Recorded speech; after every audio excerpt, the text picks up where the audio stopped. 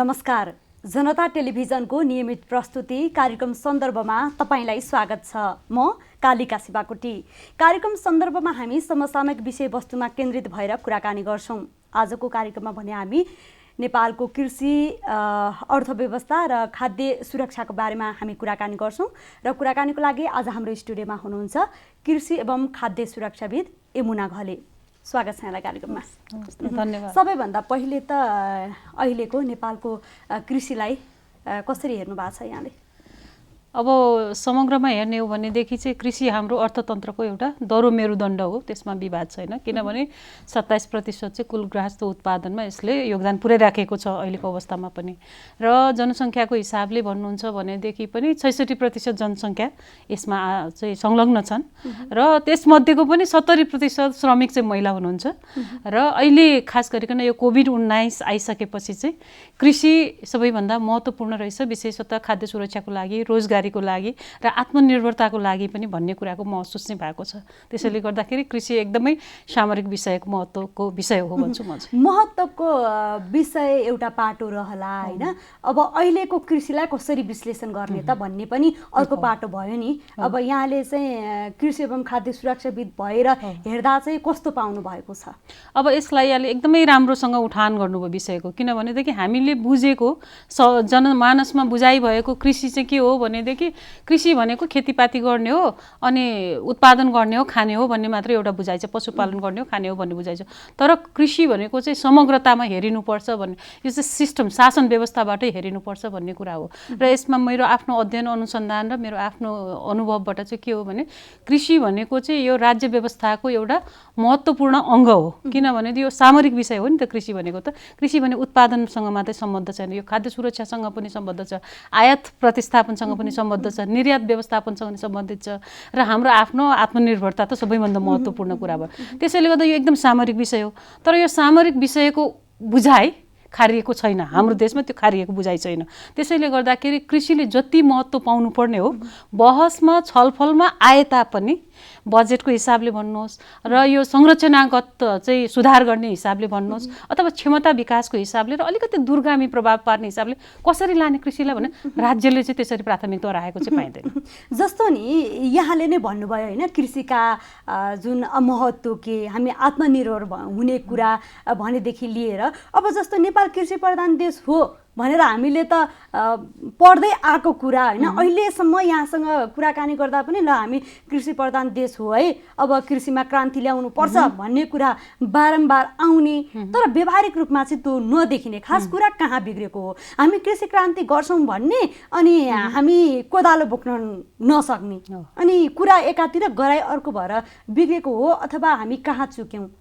अब सबैभन्दा महत्त्वपूर्ण बुझाइ चाहिँ हाम्रो कहाँ चुक्यो भने राज्यको कृषिप्रति हेर्ने दृष्टिकोणमा हामी चुक्या छौँ। राज्यले चाहिँ हाम्रो कृषि कस्तो हुने भन्ने कुराको अझै पनि निर्क्युल गर्न सकेको छैन। तपाईँले सरकारको प्राथमिकता मन्त्रालयको देख्नुहुन्छ अथवा कृषिमा संलग्न हुने व्यक्तित्वहरूको एउटा चाहिँ पैरवी देख्नुहुन्छ।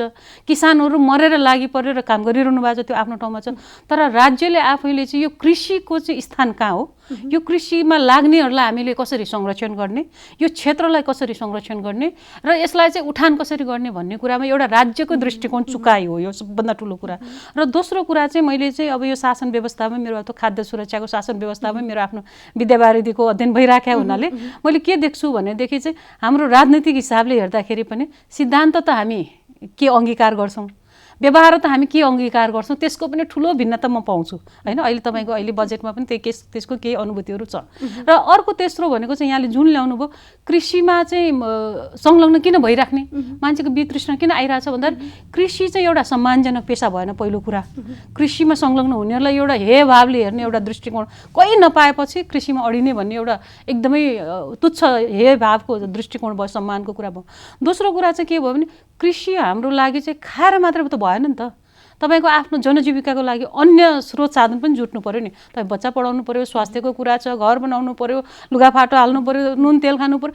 त्यो सबै हिसाबले हेर्ने हो भने कृषि चाहिँ हामी कृषिबाट बचत कसरी गर्न सक्छौँ त, कृषि पनि एउटा पेसा हो है भनेर लान सक्छौँ त भन्ने कुरा चाहिँ हामीले देखाउन सकेनौँ कि, राज्यले देखाउन सकेन। हामी सबै जो पनि यो सरकारवालाहरू हुनुहुन्छ त्यसले चाहिँ एउटा एक खालको चाहिँ बाटो निकाल्न सकिएन अहिलेसम्म। त्यो चाहिँ हामी सबैले आत्मसात गर्नुपर्ने कुरा हो। त्यसैले गर्दाखेरि चाहिँ यहाँले अघि सुरुमा उठान गर्नुभएको विषय चाहिँ कृषि सम्मानित हुन सकेन।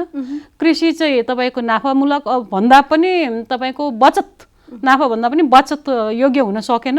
र कृषिबाट चाहिँ यो चाहिँ यति प्रतिशत जनसङ्ख्या हामी कृषिमा अडाउँछौँ र जति अडिन चाहनुहुन्छ कृषिलाई एउटा पेसा बनाउन चाहनुहुन्छ उहाँलाई चाहिँ हामीले राज्यले भरथेक गर्छौँ, यो मानेमा चाहिँ सहयोग गर्छौँ भन्ने कुराको दृष्टिकोण नआएको हुनाले जसो तसो अडिने कृषिहरू छ र केही व्यावसायिकताहरू सम्भावना देखेर केही आउनु भएको छ र आइसकेका चाहिँ सम्भावनाहरूलाई पनि त्यति सहज तरिकाले चाहिँ अगाडि बढ्ने वातावरण चाहिँ बनिसकेको छैन।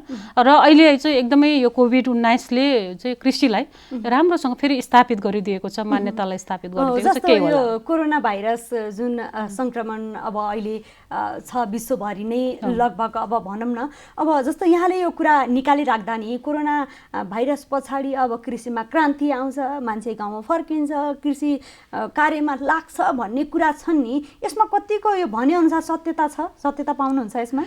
तपाईँले एकदमै राम्रो व्यावहारिक प्रश्न जोड्नुभयो। यसमा चाहिँ एउटा तपाईँको भावनात्मक हिसाबले भन्ने एउटा कुरा हो, अब व्यावसायिक हिसाबले आउने कुरा अर्को कुरा हो, व्यवहारको हिसाबले आउने अर्को कुरा हो। र त्यसलाई चाहिँ हामीले आत्मसात गर्नको लागि आधार के हो त? सबैले त्यो विश्वास त गर्नु पर्यो नि। तपाईँले अहिले हाम्रो चाहिँ माननीय अर्थमन्त्रीजीको बजेट भाषणमा हेर्नु, कृषिको पहिलो शब्द नै कृषि क्रान्ति भनेर लेखिएको छ होइन। भनेपछि कृषि क्रान्ति गर्नलाई चाहिने आधारभूत आवश्यकताहरू परिपूर्ति छन् कि छैनन्, वातावरण छ कि छैन भन्ने कुरा महत्त्वपूर्ण हुन्छ। र अहिले यहाँले जे भन्नुभयो वैदेशिक रोजगारबाट लाखौँका सङ्ख्यामा युवा फर्किँदै हुनुहुन्छ र हाम्रो यहीँ देशभित्र युवाहरू हुनुहुन्छ र हाम्रो किसानहरू त हुँदै हुनुहुन्छ त्यहाँ। भनेपछि यो सबैजना संलग्न भएर चाहिँ उत्पादन हुने कृषि फेरि हाम्रो लागि चाहिँ बचत योग्य हुन्छ कि हुँदैन त, सम्मानजनक हुन्छ कि हुँदैन त भन्ने कुरा महत्त्वपूर्ण छ क्या। त्यसैले गर्दा हामीले भावनामा बगेर सबै युवा त्यहीँ लाउँछन् भन्ने कुरा सम्भव छैन। पहिलो कुरा त्यो हामीले बुझ्नुपर्छ, किनभने एउटा चाहिँ सबै युवाहरूको चाहिँ चाहना कृषि नै जाने भन्ने हुँदैन पहिलो कुरा। दोस्रो कुरा हाम्रो चाहिँ अहिलेको सम्भाव्यताको जुन क्षेत्रहरू छ त्यो सबैमा सबै युवाहरू खपत हुन्छन् भन्ने छैन। र अर्को हामीले बुझ्नुपर्ने के हो भने कृषि भनेको गएर त्यो बाँझो जग्गा फुटाउने मात्रै होइन, कृषि भनेको कृषि सम्बद्ध पूर्वाधार बनाउने हो, उद्योगहरू बनाउने होला, स्टोरेजहरू बनाउने होला, कोल्ड स्टोरेज बनाउने होला, अथवा प्रविधि गर्नेको अरू काम गर्ने होला भने युवाहरू चाहिँ त्यहाँ पनि हाम्रो संलग्न हुन सक्छ। एउटा पाटो सरकारले त्यसरी राख्न सक्यो भने अर्को पाटो भनेको अनुसन्धान र अन्वेषणको पाटोमा हुनसक्छ, किनभने अहिले सहरी खेतीका कुरा छन्, अलिकति तपाईँको प्रविधि मैत्री कृषिका कुरा छन्, त्यहाँ हाम्रो युवाहरू खपत हुनसक्छ।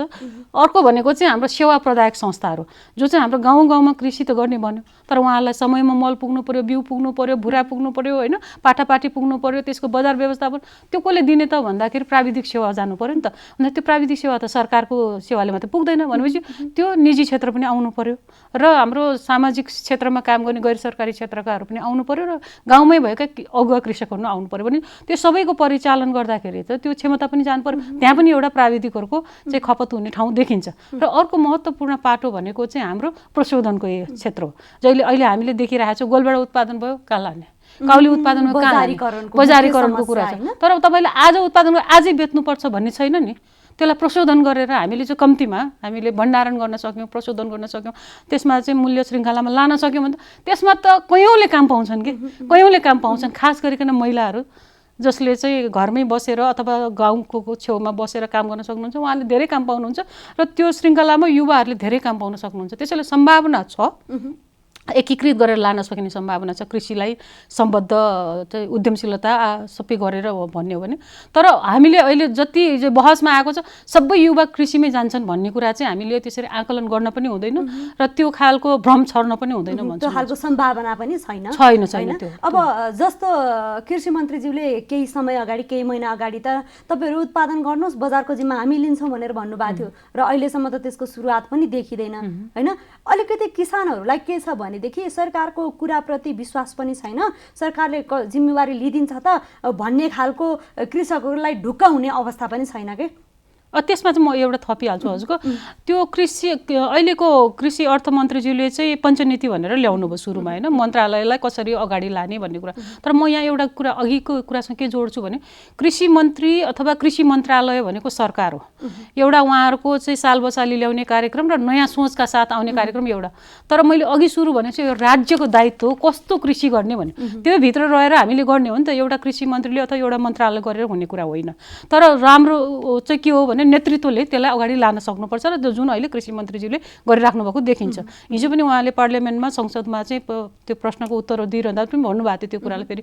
तर हामीले अलिकति सन्देश पनि सहज तरिकाले बाहिर गइरहेको छैन जस्तो भइरहेछ। एउटा चाहिँ के हो भनेदेखि तपाईँको उहाँले भन्नुभएको छ एउटा संरक्षित कृषि सुरक्षित बचत भनेर भन्नुभएको छ नि, त्यो भनेको चाहिँ यो क्षेत्र यति सामरिक महत्त्वको क्षेत्र छ, यसलाई चाहिँ हामीले जगेर्ना गर्नै पर्छ कृषिलाई भन्ने एउटा भयो।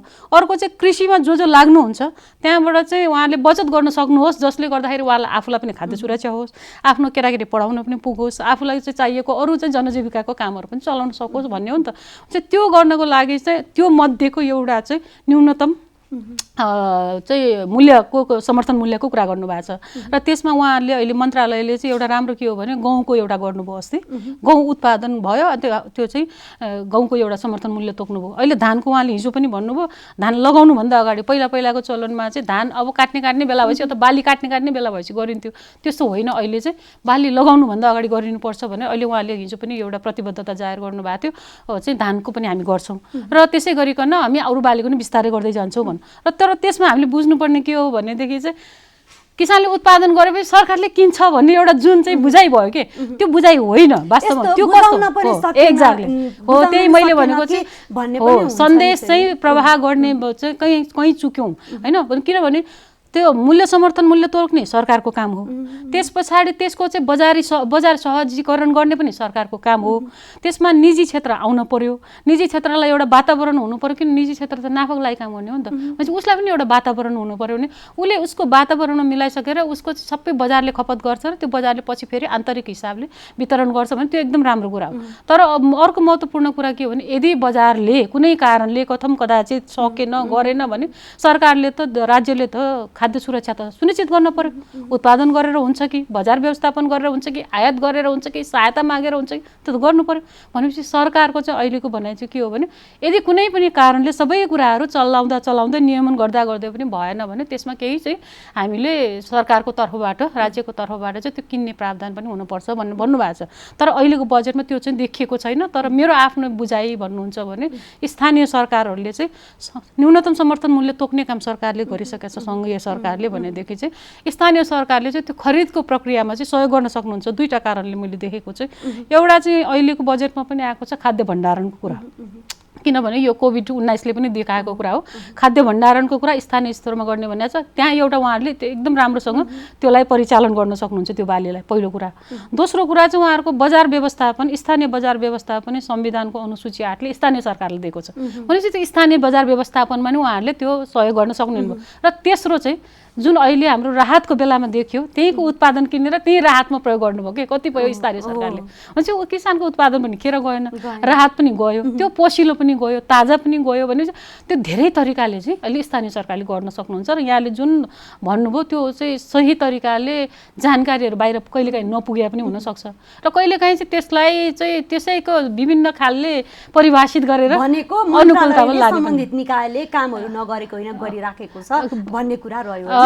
सबै कुरा भने जस्तो हामीले चाहे जस्तो मेरो आफ्नो हिसाबले पनि तीनवटा हिसाबले चाहिँ मैले अलिक बढी नै उत्साहित थिएँ यो बजेटसँग। म पनि त्यति उत्साहित नभएको, म त्यही बजेटमा नै कुरा जोड्न लागिराखेको थिएँ। यहाँले पटक बजेटले समेट्न सकेन भन्नुभयो होइन। अब कृषि क्रान्ति र बजेटको कुरा गरौँ, कुन कुन कृषिका पनि विभिन्न पाटा सिँचाइमा भण्डारणमा होइन कृषकहरूलाई कस्ता सुविधा दिने अनि उसले ऋण कहाँबाट पाउने भन्ने जस्ता कुराले पनि ठुलो प्रभाव पारेको हुन्छ के। उत्पादन गर्ने भनिन्छ, उसले त्यो लगानी कहाँबाट गर्ने, सिँचाइको व्यवस्था कस्तो छ, अनि उसले उत्पादन गरेपछि त्यसको बजारीकरण के, यी कुराले त अप्रत्यक्ष रूपमा त प्रभाव त पारिराखेको हुन्छ।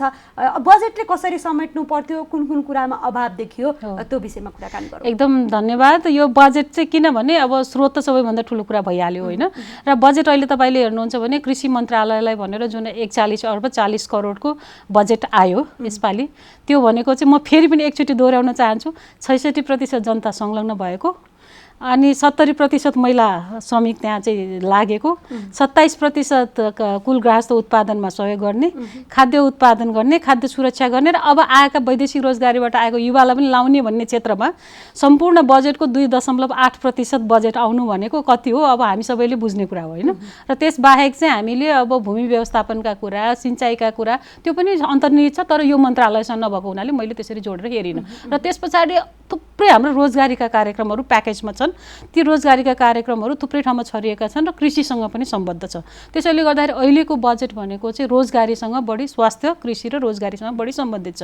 र यसमा मैले चाहिँ हेर्नु पर्दाखेरि त दुईवटा कुरा चाहिँ म राख्न चाहन्छु। एउटा, यसमा चाहिँ तपाईँको महिलाको दृष्टिकोणले हेर्ने हो भने यो एकदम तटस्थ बजेट हो, महिलाको दृष्टिकोणले हेर्ने हो भने, किनभने महिलाको लागि भनेर यसले विशेष प्रावधानहरू केही पनि गरेको छैन। कुनै कार्यक्रम बाहेक, जस्तो राष्ट्रपति महिला उत्थान कार्यक्रम हाम्रो महिला बालबालिका तथा ज्येष्ठ नागरिक मन्त्रालय अन्तर्गत उदाहरणको लागि त्यस्तो कार्यक्रम, अथवा भूमि व्यवस्था सहकारी र गरिबी निवारण मन्त्रालय अन्तर्गत महिलाहरूले चाहिँ जमिनमाथिको पहुँच पाउन थप सहुलियत दिनेछ भने यस्ता 1-2वटा कार्यक्रम बाहेक यो तटस्थ कार्यक्रम हो महिलाको दृष्टिकोणले हेर्दाखेरि, महिलाको आँखाबाट हेर्नु। र हामी के कुरा गरिरहेछौँ भने कृषि भनेको महिलाले थामेको कृषि हो यो भन्दाखेरि अहिले हामीले तपाईँको साना तथा घरेलु उद्योगहरू हेर्नुहुन्छ भनेदेखि 4.25 लाखको सङ्ख्यामा यहाँ छ, 60% महिलाहरूले चाहिँ नेतृत्व गरिरहेको महिलाको नाममा भएको उद्योगहरू छ। र तपाईँको सहकारी हेर्नुभयो भने 34,500 सहकारी छ, 4,500 चाहिँ 3,500 4,000 चाहिँ सहकारी महिलाले नेतृत्व गरिरहेको छ र अधिकांश कृषिमा सम्बन्धित छ भनेपछि अब हामीले कम्तीमा यो बजेट चाहिँ महिला मैत्री बनाएर अलिकति महिलालाई र युवालाई केन्द्रित गरेर लान सके भए एउटा हुन्थ्यो भन्ने सबैभन्दा मेरो चाहिँ एउटा उत्साहित हुन सक्थेँ भन्ने एउटा पाटो त्यो हो। र अर्को महत्त्वपूर्ण पाटो यो बजेटले राम्रो गरेको चाहिँ के छ भने स्थानीय सरकारलाई धेरै सशर्त बजेटहरू छुट्याएको छ यसपालि, त्यो एकदम राम्रो हो हाम्रो लागि चाहिँ। सशर्तै गइसकेपछि स्थानीय सरकारले त्यसमा आफ्नो पनि बजेट थपेर, किनभने मेरो पनि एकदम स्थानीय सरकारहरूसँग छलफल भइरहँदा उहाँले के भन्नुहुन्छ, आफ्नो टोटल बजेट कति हुन्छ त अहिले हामीले भन्न सकिँदैन, तर प्रतिशतको हिसाबले चाहिँ हामी कृषिमा धेरै लगानी गर्छौँ, किनभने कृषि हाम्रो खाद्य सुरक्षाको हिसाबले पनि महत्त्वपूर्ण भयो र हाम्रो वैदेशिक रोजगारीबाट फर्केका युवालाई लाउने पनि हामीले तत्काल देखेको त्यही हो भन्नुभएको छ कि। त्यसले गर्दाखेरि यो जुन चाहिँ वित्तीय हिसाबले जुन स्थानीय सरकारमा छ त्यो एकदम राम्रो हो। अब त्यसमा अन्य स्थानीय सरकारले त्यसमा फेरि आफ्नो पुँजी पनि राखेर कार्यक्रम गर्ने अर्को पाटो। र अघिको कार्यक्रम मैले जुन जोडेँ, न्यूनतम समर्थन मूल्य सङ्घीय सरकारले तोक्यो भने स्थानीय सरकारले त्यहाँ खरिदको प्रक्रिया मिलाउन सक्छ कि, उदाहरणको लागि मात्रै भनेको भने त्यस्तो यो एकदम राम्रो पाटो मैले देखेको चाहिँ। अर्को पाटो राम्रो पाटो के छ यसको अहिले बजेटको भन्दाखेरि चाहिँ तपाईँको रोजगारीमा चाहिँ केन्द्रित गरेको छ। तर रोजगारीमा चाहिँ फेरि पनि मेरो भनाइ के हो भनेदेखि महिलाले नेतृत्व गरेका अथवा धेरै महिलाहरू चाहिँ त्यहाँ चाहिँ संलग्न हुन सक्ने अथवा धेरै युवाहरू संलग्न हुन सक्ने खालका कार्यक्रमहरूमा चाहिँ हाम्रो यस्तो खालको चाहिँ विशेष प्राथमिकता भइदिएको भए अझ राम्रो हुन्थ्यो। त्यो एउटा राम्रो पाटो अलिकति चुकेकी जस्तो लाग्छ। र तेस्रो पाटो चाहिँ युवाहरू जो आउने भनिरहनु भएको छ, यहाँले चाहिँ जुन वित्तीय पहुँचको कुरा गरिरहनु भएको छ, वित्तीय पहुँचमा चाहिँ यो पैसा आफै चाहिँ कसरी भन्ने भन्दा पनि, किनभने अहिले चाहिँ हाम्रो यो वाणिज्य ब्याङ्कहरूले पनि थुप्रै पैसा लगानी चाहिँ कम्तीमा पनि उहाँहरूको लेन्डिङको 10% चाहिँ हामीले कृषिमा लाउनुपर्छ भनेर राष्ट्र ब्याङ्कले त्यो भनिराखेको छ। उहाँले केही मात्रामा गरि पनि राख्नु भएको छ। तर त्यहाँ चाहिँ समस्या मैले देखेको चाहिँ दुईवटा छ। एउटा समस्या चाहिँ युवाहरूलाई चाहिँ उनीहरूको बिजनेस प्लान लिएर गइसकेपछि त्यसको आधारमा चाहिँ वित्तीय पहुँच हुने एउटा मेकानिजम बनिदिनुपर्छ जस्तो लाग्छ। त्यो ब्याङ्कहरूलाई चाहिँ उनीहरूको चाहिँ जोखिम कसरी उठाउने भन्ने पाटो अर्को तरिकाले चाहिँ सल्टाउनुपर्छ जस्तो लाग्छ। र महिलाहरूकोमा चाहिँ महिलाहरूले म कुनै उद्यम गर्छु केही गर्छु भनेर बिना धितो पैसा पाइन्छ भनेर चाहिँ राष्ट्र ब्याङ्कले भनिसकेको छ, तर तपाईँ जानु भने पाउनुहुन्न कि धितै खोजिन्छ। प्रक्रिया सहज हो, एउटा प्रक्रिया सहज छैन। अर्को उहाँहरूको चाहिँ यो सोच छ नि, त्यहाँको कर्मचारीहरूको त्यहाँको व्यवस्थाको चाहिँ सोचमा परिवर्तन हुनु पर्यो कि। र उहाँहरूलाई पनि एउटा ब्याङ्क हो, एउटा जोखिम छ भने त्यो जोखिमलाई निवारण गर्ने चाहिँ अर्को तरिका खोज्नु पर्यो कि। उहाँलाई चाहिँ निराशा जगाउने अथवा हतोत्साहित गर्ने भन्दा पनि त्यो खालको चाहिँ प्रावधान भयो भने मलाई लाग्छ युवा महिला चाहिँ यो कृषिलाई व्यवसायको रूपमा अगाडि ल्याउन सक्छ। र तेस्रो पाटो चाहिँ यो बजेटमा अलिकति आएको तर त्यो प्रष्ट नभइसकेको पाटो चाहिँ भूमि व्यवस्थापनको छ। किनभनेदेखि हामीले कृषि गर्ने भने कहाँ गर्ने त भने भूमि त चाहियो भने चाहिँ महिलाहरूको नाममा त भूमि छैन। 19% महिलाको नाममा चाहिँ सम्पत्ति छ, त्यसमा कृषिको कुरा गर्ने 10% को नाममा छ भनेपछि अहिले जति पनि महिलाहरूले गरिराख्नु भएको छ उहाँले एकदम जोखिम उठाएर गरिरहनु भएको छ। सहकारीले, महिला व्यवसायीहरूले आफ्नो परिवारसँग, श्रीमानसँग, ससुरासँग ठुलो सौदाबाजी गरेर लिइरहनु भएको छ। अहिले कोभिड-19ले चाहिँ उहाँलाई धेरै मनोसामाजिक हिसाबले एकदमै धेरै दबावमा राखेको छ। किनभने उहाँहरूले धेरै तरिकाले त्यो लिनुभयो, अहिले व्यवसाय नचलेको अवस्थामा उहाँलाई धेरै मनोसामाजिक हिसाबले समस्या भइरहेको छ भनेपछि त त्यो सहजीकरण गर्नलाई त सधैँ समय त सहज हुन्छ भन्ने छैन। भनेपछि त्यो सहजीकरण गर्नलाई चाहिँ अरू प्रक्रियाहरू पनि अपनाउनु पर्ने देखिन्छ। त्यसमा चाहिँ यो भूमि व्यवस्थापनमा चाहिँ अलिकति प्रष्ट हुनुपर्ने कुराहरू धेरै छ। किनभने अहिले भूमि ब्याङ्क, चक्लबन्दी, सामुदायिक सहकारी खेती भनेर आएको छ र त्यो सँगसँगै जोडिएर के आएको छ भन्दाखेरि चाहिँ तपाईँ कृषिको पूर्वाधार जस्तो कोल्ड स्टोरेजहरू बनाउने, स्थानीय चाहिँ होलसेल मार्केटको कुराहरू छ। अनि औद्योगिक क्षेत्र, एक प्रदेश एक औद्योगिक क्षेत्र बनेको छ। अनि औद्योगिक प्रदेशमा पनि तपाईँको मार्केट हब बनाउने भनेको छ। त्यो सबैले जोड्नलाई त वनसँग सम्बद्ध उद्यम, कृषिसँग सम्बद्ध उद्यम, त्यो सबैलाई जोड्नलाई चाहिँ महिला र युवा जोड्ने हो भनेदेखि चाहिँ अलिकति तपाईको वित्तीय पहुँचमाथिको कुरालाई चाहिँ खास गरिकन अलिकति प्रक्रिया चाहिँ सरलीकृत गर्नुपर्ने छ, सरलीकृत गर्नुपर्छ। भनेपछि अहिलेको यो बजेटमा सन्तुष्ट हुने अवस्था रह्यो त? अब पूर्ण हिसाबले चाहिँ भनिँदैन के, म पनि मन्त्रीज्यूले त भनिराख्नु भएको छ, मन्त्रालयको सचिवज्यूले त भनिराख्नु भएको छ, तर म पनि यही क्षेत्रमा धेरै वर्षदेखि संलग्न भएको र यसैमा चाहिँ अध्ययन अनुसन्धान गरिराखेको हिसाबले, पैरवी गरिराखेको हिसाबले मैले चाहिँ यो संविधानको अनुसूची 8ले स्थानीय सरकारलाई दिएको सुविधा अथवा अधिकार, एकल अधिकार र अरू पनि प्रादेशिक र सङ्घीय सरकारलाई दिएको अधिकार, त्यस पछाडि तपाईँको खाद्य अधिकार तथा खाद्य सम्प्रभुत्व ऐनले दिएको अधिकार र अहिले कोभिड-19ले ल्याएको चाहिँ चुनौती र त्यस पछाडि युवाहरू फर्केर फेरि कृषिमा लाग्नुपर्छ भन्ने एउटा सन्देश गइराखेको बेलामा यो कृषिलाई योभन्दा अझ बढी तरिकाले, अझ सशक्त तरिकाले उठान गर्न सकिन्थ्यो जस्तो लाग्छ मलाई।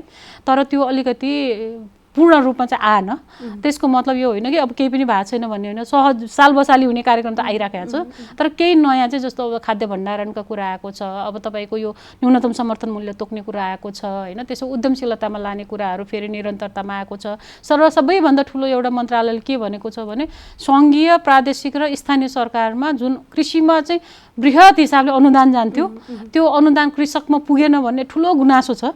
त्यसको चाहिँ एउटा समीक्षा गरेर चाहिँ हामी किसानकोमा पुग्ने चाहिँ बनाउँछौँ भन्ने एउटा प्रतिबद्धता जाहेर गर्नुभएको छ नेतृत्वले। त्यो एउटा रूपान्तरण हुन सक्यो भनेदेखि चाहिँ केही चाहिँ फड्को मार्न सकिन्छ जस्तो लाग्छ र तर पूर्ण रूपले हामीले जग बसाएर अलिकति यो कृषिलाई रूपान्तरण गर्न सक्छौँ भन्ने क्षेत्रमा चाहिँ केहीमा चाहिँ चुक्यौँ भन्ने चाहिँ लाग्छ। तैपनि समग्रमा हेर्ने अब चाहिँ हामीले स्थानीय सरकारसँग संलग्न भएर उहाँहरूको क्षमता, उहाँहरूको प्राविधिक क्षमता, उहाँहरूको चाहिँ स्रोत परिचालन र उहाँहरूको अन्य समन्वयको पाटोमा सहयोग गर्न सक्यौँ भने धेरै हुन्छ र सहयोग गर्न सकिन्छ भन्ने लाग्छ। र खास गरिकन जनशक्ति चाहिँ ठुलो चुनौती छ हामीलाई। त्यो जनशक्तिमा चाहिँ मैले अहिले पनि धेरै स्थानीय सरकारसँग संलग्न भएर उहाँहरूलाई सहयोग गरिराख्दाखेरि चाहिँ मैले उहाँलाई भनेको छु, मेरो सल्लाह चाहिँ के छ भने उहाँ यहाँबाट जाने प्राविधिक एउटा भयो, यहाँबाट तोकिएका प्राविधिक एउटा, एक प्राविधिक, एक कृषि, एक पशुको प्राविधिक भयो, त त्यति मात्र उहाँले पनि एउटा करारमा लिन सक्नुहुन्छ होइन। लोकसेवा अहिले चाहिँ सुनिश्चित नभइसकेको बेलामा अर्को उहाँले निजी क्षेत्रलाई संलग्न गराउन सक्नुहुन्छ। र मेरो भनाइ चाहिँ के हो भने बिउ बेच्न जाने मात्रै होइन, बोका बेच्न जाने होइन, उहाँले बेच्दाखेरि त्यो सेवा पनि सँगै दिनु पर्यो उहाँहरूले।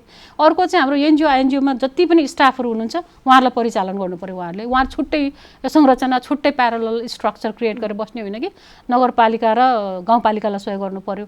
र तेस्रो चौथो भनेको चाहिँ उहाँहरूले पनि चाहिएको बेलामा जुन बेलामा चाहिन्छ त्यो घडीमा चाहिँ विज्ञहरू सङ्घीय स्तरबाट, प्रादेशिक स्तरबाट पनि उहाँले लिन सक्नुहुन्छ। र यो सबैलाई समेट्यो भनेदेखि त्यो प्राविधिक पनि त्यति साह्रो समस्या नहोला भन्ने चाहिँ। अब यो जस्तो अहिले बजेटले कतिको सम्बोधन गर्यो कृषिको क्षेत्रलाई, कति बजेट छुट्याउनु पर्ने हो, कुन कुन शीर्षकमा छुट्याइएका बजेट चाहिँ अपुग भए त भन्ने कुरा रह्यो होइन। अब यो कोभिड-19 पछाडि ठुलो सङ्ख्यामा विदेशमा रहनुभएका जति पनि नागरिकहरू हुनुहुन्छ उहाँहरू आउन चाहिरहनु भएको कुरा पनि हामीले सञ्चार माध्यमबाट प्रसारण गर्दै आइरहेको कुरा हो होइन।